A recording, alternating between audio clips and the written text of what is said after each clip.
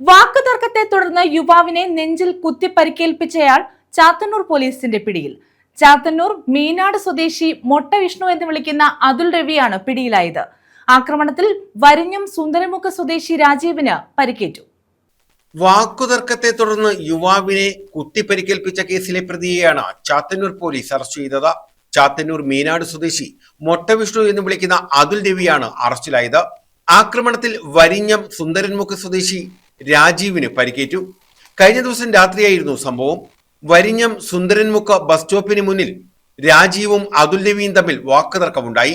ഇതിൽ പ്രകോപിതനായി അതുൽ കീചെയിനിൽ സൂക്ഷിച്ചിരുന്ന കത്തി ഉപയോഗിച്ച് രാജീവിന്റെ നെഞ്ചിൽ കുത്തുകയായിരുന്നു. തുടർന്ന് ഇയാൾ സ്ഥലത്തു നിന്നും രക്ഷപ്പെട്ടു. രാജീവിനെ ഉടൻ തന്നെ പാരിപ്പള്ളി മെഡിക്കൽ കോളേജ് ആശുപത്രിയിൽ പ്രവേശിപ്പിച്ചു.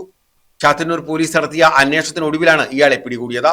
പരിക്കേറ്റ രാജീവിന്റെ മൊഴി പോലീസ് രേഖപ്പെടുത്തി. News bureau, Chathannoor.